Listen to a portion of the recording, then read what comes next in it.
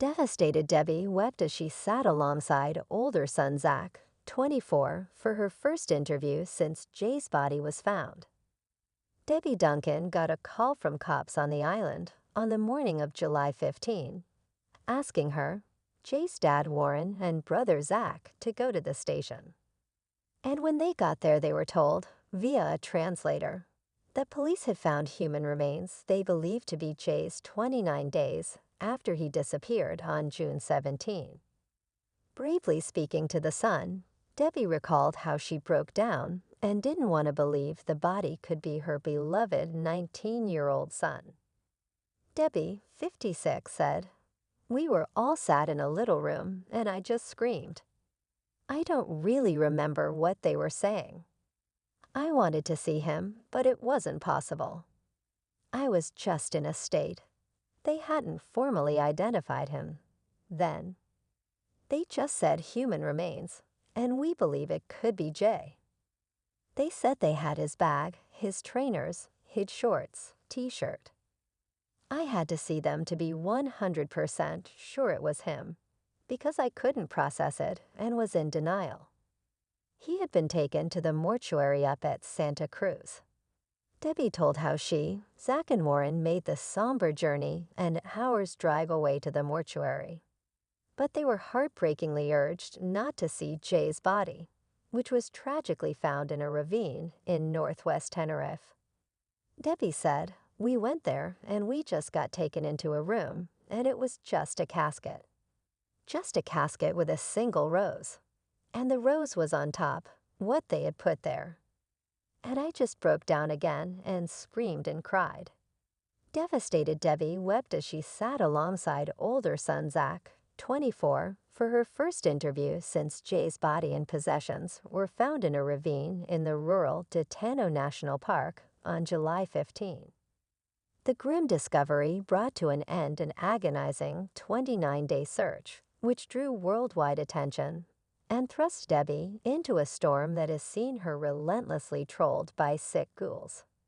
Jay, who went on holiday with pals Lucy May Law and Bradley Hargreaves, went missing on Monday, June 17, after leaving the Aird apartment around 8 a.m. Apprentice bricklayer Jay of Oswald Twistle, Lance called Lucy, 18, at 8:50 a.m. saying he had cut his leg, was lost and dehydrated, and had just 1% battery on his phone. His mobile last pinged in the rural Detano Park, after Jay walked the wrong way from the Masca, 25 miles north of his apartment in Los Cristianos. After his disappearance, the suffering of Jay's family was made worse by sick ghouls who have peddled vicious claims on social media. Among the wild accusations were that Jay had stolen a 12,000 pounds watch from a gangster during his fateful night out. But Debbie insists such claims are nothing more than callous rumors. Craig's peddled false theories, including that Jay had fallen foul of a drugs cartel and had taken a yacht to Morocco. But Debbie told The Sun he would never have been involved in anything like that. He had only been in Tenerife 3 days and was at a festival with friends which had wristbands, security, and an itinerary. "I've no idea where these drug stories have come from, and the stuff about him stealing a watch is nonsense." Debbie slammed trolls who have been hounding her family and spreading nasty comments and baseless claims on platforms such as TikTok and Facebook. She added, "The people saying stuff about him didn't know Jay, and they don't know us. He hasn't been here to defend himself against all these horrible stories that were going on around the world about him." Debbie also said the teenager was guilty by association over an attack that left him with a conviction. Critics of Jay and his family have recirculated online stories about Jay's involvement in an assault on a 17-year-old in 2021. Victim Tom Hilton was left with a head wound after he was attacked by a group of youngsters with weapons, including a golf club and axe in Richtenlands. Tom spoke out after Jay went missing on June 17, urging trolls to leave his family alone and allow them to focus on the search. Jay's mom, Debbie Duncan, said Jay did not harm Tom, but was convicted of violent disorder after witnessing the assault. Debbie said, "They used to go up to woods and into this old paper mill, 5 minutes away. This one night, there was an incident where there were probably a couple of hundred people there.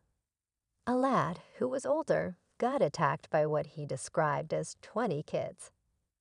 They were appealing for witnesses, and I said to Jay, I think you should go and do a statement. So I took him myself to Blackburn, Greenbank Police Station. And he gave his version of events, which that Tom was already on the ground when he saw it, and he was at the back.